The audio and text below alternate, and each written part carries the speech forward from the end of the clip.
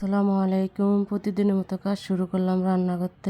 ইলিশ মাছ ভাজবো, কড়াইতে দিলাম তেল, তেলটা গরম হয়ে গেছে, দিয়ে দিলাম মাছ। মাছটা উল্টিয়ে পাল্টিয়ে ভেজে নিব। পটল দিয়ে আলু দিয়ে ইলিশ মাছ দিয়ে রান্না করব।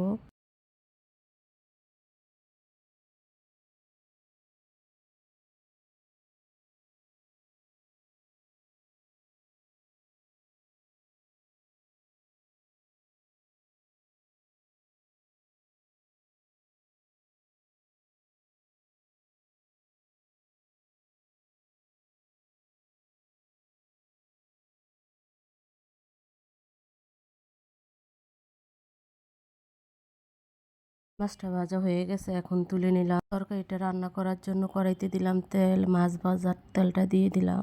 দিব পেঁয়াজ, পেঁয়াজটা একটু ভেজে নিব।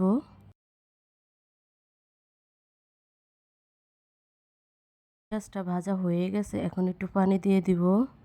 জিরা বাটা, লবণ, হলুদের গুঁড়া, মরিচের গুঁড়া, কাঁচামরিচ দিয়ে মশলাটা ভালোভাবে কষিয়ে নিব।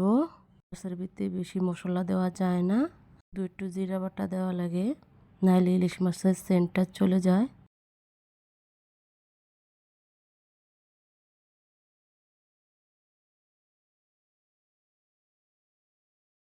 মশলাটা কষানো হয়ে গেছে, আলু আর পটল দিয়ে দিলাম। মশলার সাথে পটল আর আলু কষিয়ে নিব।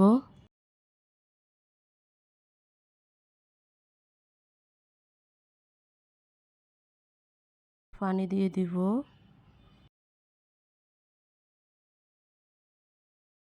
ঢাকনা দিয়ে ঢেকে দিব। কিছুক্ষণ পরে ঢাকনা উল্টে একটু নেড়ে দিব।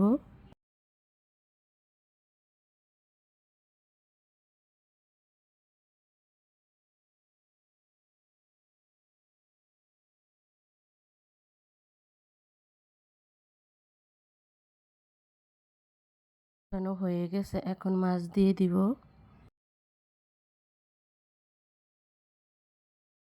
মাছ দিয়ে কষিয়ে নিলাম। কষানো হয়ে গেছে, এখন পানি দিয়ে দিব। দিয়ে রেখে দিব। কিছুক্ষণ পরে ঢাকনা উল্টিয়ে একটু নেড়ে দিব। পটল দিয়ে আলু দিয়ে মাছ দিয়ে তরকারিটা হয়ে গেছে। ঝোল রাখলাম, আবার রাত্রে তো জাল দিতে হবে। একটা শাক ভাজবো, ফ্রাই প্যানে দিলাম তেল, পেঁয়াজ দিয়ে দিব, দিয়ে একটু ভেজে নিব।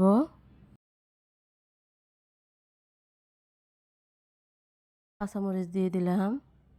কাঁচামরিচ দিয়ে ভালোভাবে একটু ভেজে নিব লাল লাল করে।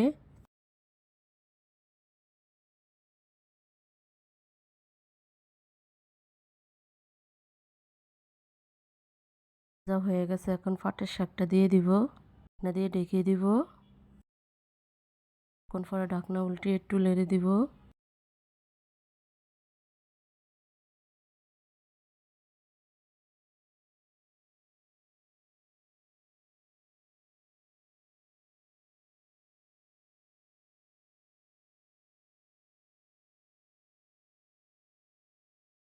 লবণ দিয়ে দিলাম।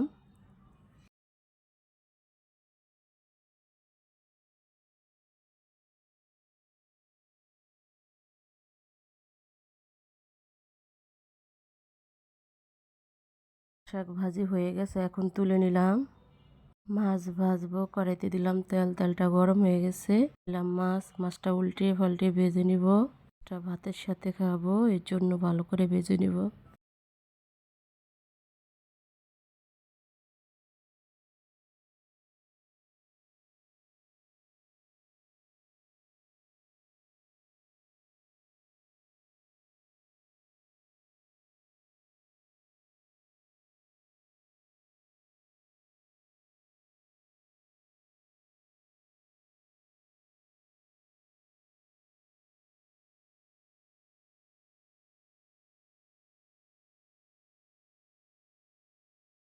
এটা ভাজা হয়ে গেছে, এখন তুলে নিলাম। বেগুন ভাজবো, কড়াইতে দিলাম তেল, বেগুনটা ভেজে নিব উল্টিয়ে পাল্টিয়ে লাল লাল করে।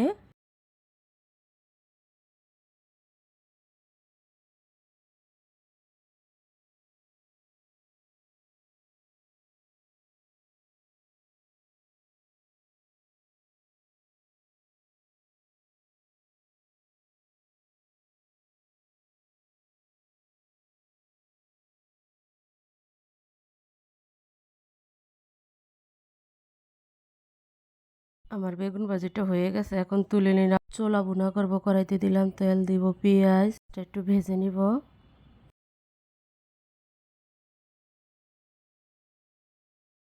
এটা ভাজা হয়ে গেছে, এখন একটু পানি দিয়ে দিব। রসুন বাটা, জিরা বাটা, লবণ, হলুদের গুঁড়া, মরিচের গুঁড়া, কাঁচামরিচ দিয়ে মশলাটা ভালোভাবে কষিয়ে নিব।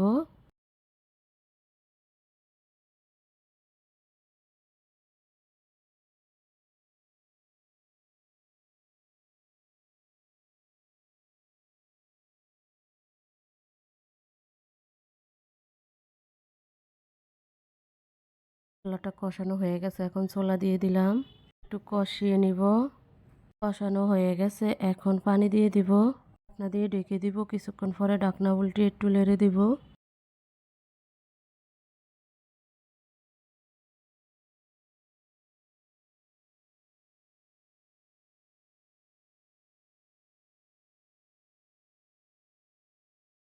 রান্নাটা হয়ে গেছে, এখন তুলে নিলাম। পেঁয়াজও ভাজবো। কড়াইতে দিলাম তেল, তেলটা গরম হয়ে গেছে, দিয়ে দিলাম পেঁয়াজগুলা। পেঁয়াজটা আস্তে আস্তে ভেজে নিব লাল লাল করে।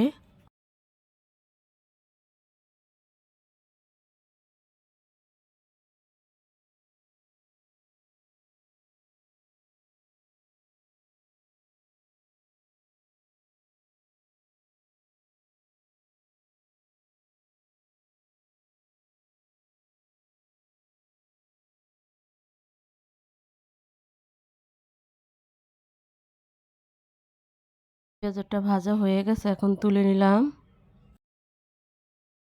এটা কমপ্লিট হয়ে গেছে। পুডিং বানাবো। পাতিলে দিয়ে দিলাম দুধ। দুধটা ভালো করে জাল করে নিচ্ছি। এখন চিনি দিয়ে দিব, চিনি দিয়ে ভালো করে জাল করে নিব, একটু হালকা লবণ দিয়ে দিব।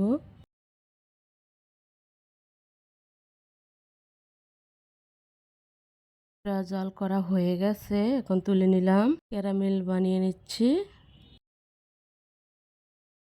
ক্যারামেলটা বানানো হয়ে গেছে।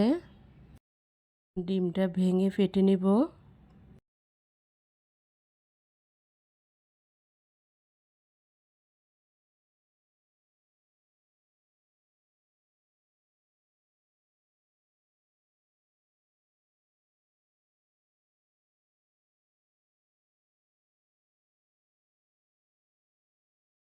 ডিমটা ফাটানো হয়ে গেছে, এখন দুধের সাথে ডিমটা দিয়ে দিব।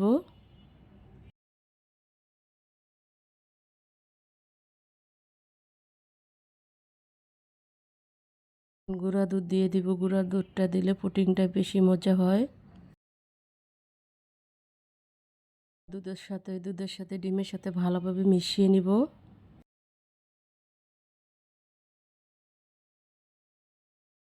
ভ্যানিলাস দিয়ে দিলাম, গন্ধ যাবে গিয়ে ভ্যানিলাসটা দিলে। দুধ আর ডিমটা রেডি হয়ে গেছে, এখন সেঁকে নিব।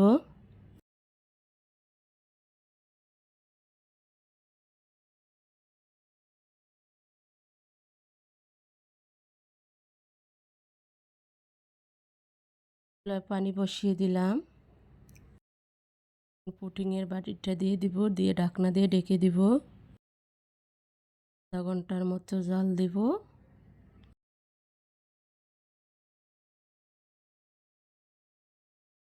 আমার পুডিংটা প্রায় হয়ে আসছে, এখন চেক করে দেখব কাঠি দিয়ে। পুডিংটা হয়ে গেছে, এখন নামিয়ে নিব। নামিয়ে ফ্রিজে রেখে দিব, সন্ধ্যার সময় খাবো এটা। ফ্রিজ থেকে নামিয়ে এই যে নিয়ে আসলাম, এখন বেড়ে নিব।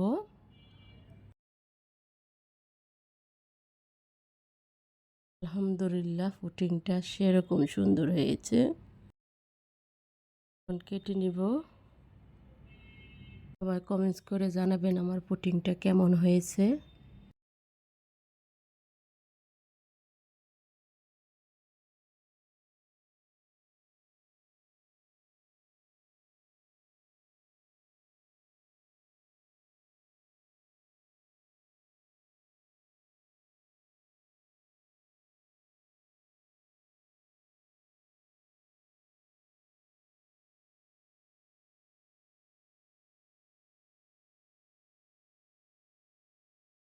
এর মতো এখানেই শেষ, কালকা একটা নতুন ব্লগ নিয়ে আসবো। আসসালামু আলাইকুম।